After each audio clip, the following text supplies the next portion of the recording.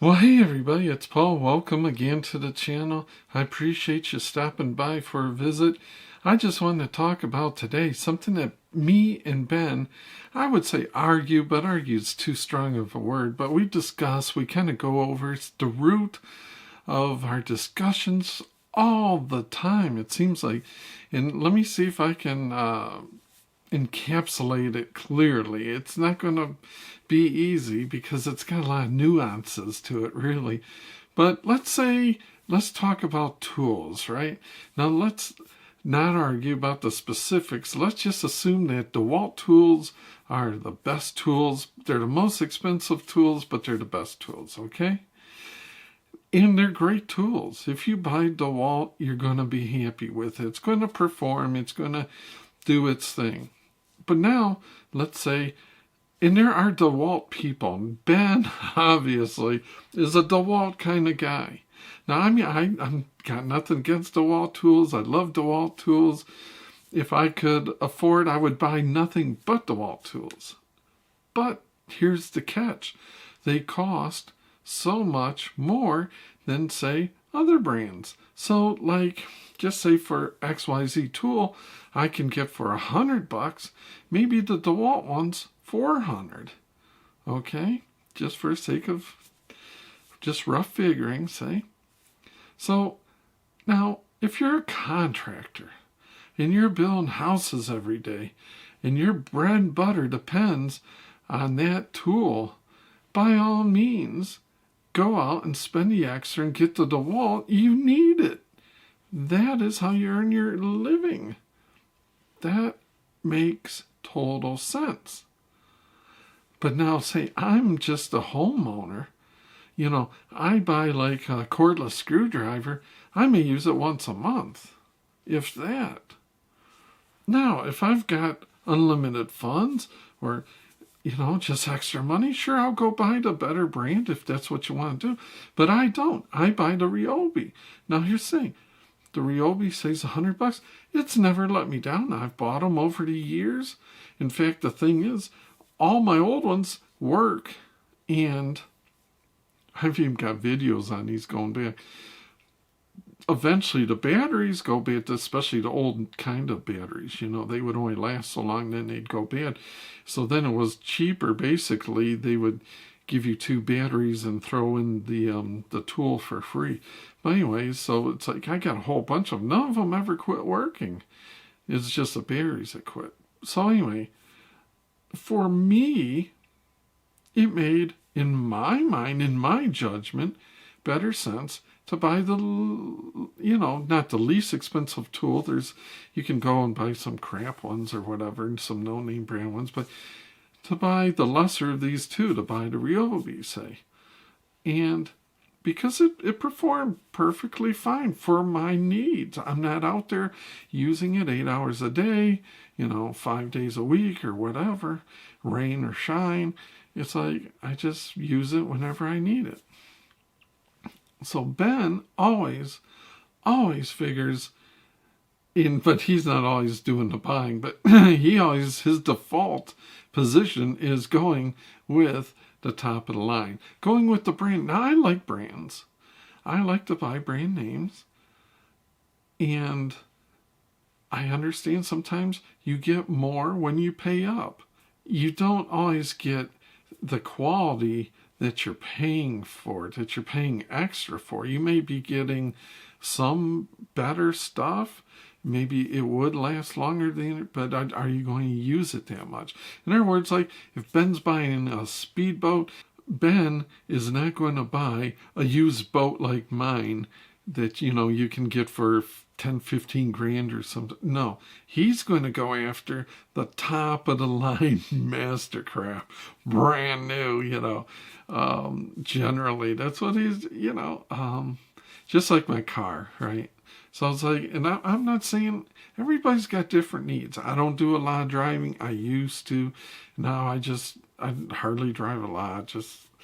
So I don't put a lot of miles on a car or whatever. Just for talking purposes, let's say you could buy the Ford for $30,000, and you could buy the Escalade for 60,000 or something like that. It's like they're both going to get you down the road. You know, we're both talking new.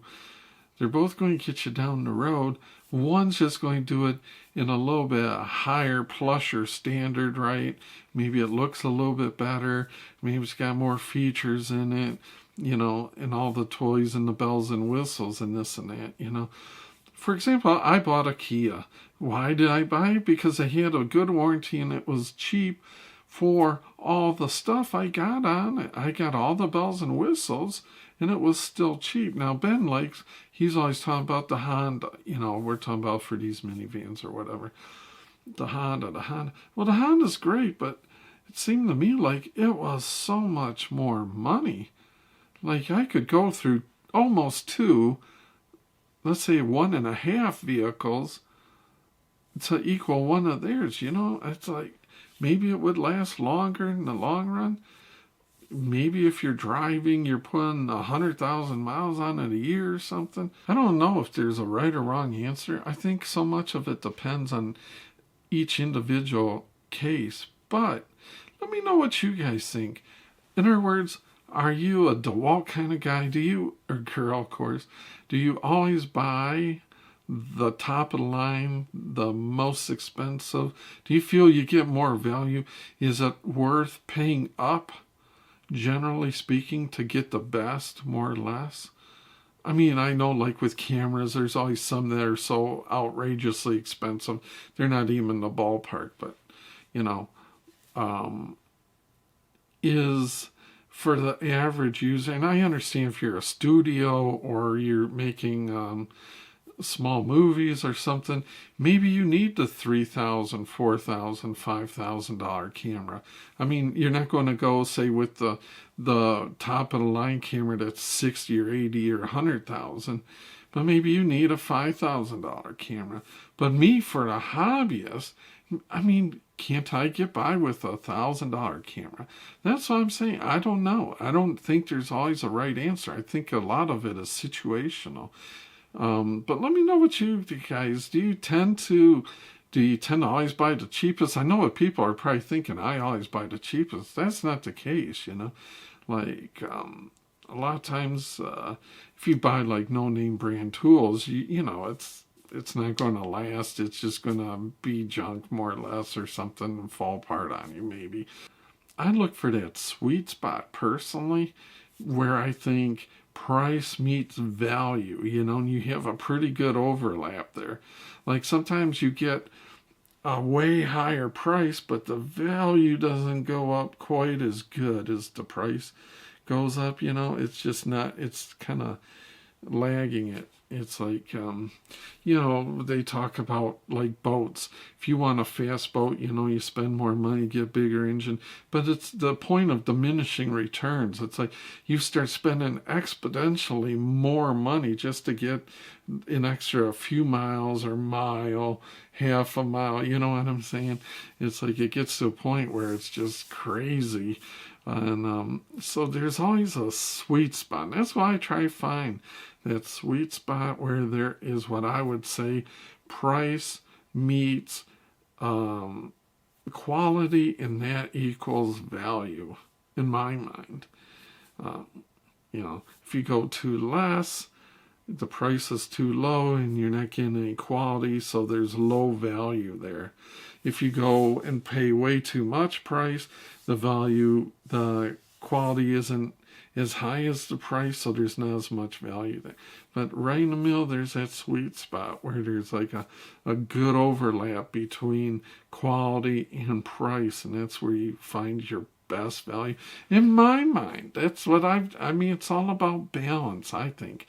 Unless, you know, you're a pro and this is how you make your, obviously, if you're a race car driver, you're going to spend more to go a little bit faster. If you're a contractor, you're going to buy the very best tools that are going to make your job better and easier. If you're, you know, directing movies or you know, music videos or something, that's your job, say you're going to get the best camera that money can buy for your situation. It's got to perform.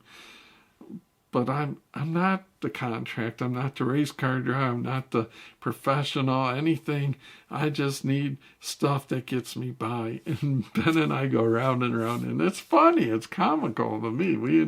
We have some pretty good discussions, and I really think once he gets out spending his own money more on things, and you get a feel for, exactly what you're getting for the money. But let me know what you guys think. Do you guys always go for the cheapest? Do you go for the most expensive? Do you go for the middle spot? What's been your experience? What are some things that are worth paying up for? Like at the grocery store, I found cereal. You can get some really cheapo cereal, and it, to me, doesn't taste nearly as good. Now, some people may like it or may even prefer it. I don't know. Or they may need to buy that because they're really watching their budget. It's understandable. Nothing wrong with that. You buy, it's situational. You do what you got to do. But, some things are, if you've got the money, it's not too expensive. It's worth paying for. Other things, it's like, I don't really need all those bells and whistles. I can get by with something that's a little bit more moderate. That's where the old guy likes to be. So let me know what you guys think. I always appreciate spending some time with you guys. I like doing the videos. I look forward to it. I look forward to seeing what you guys are going to come up with. And until next time, we'll see you.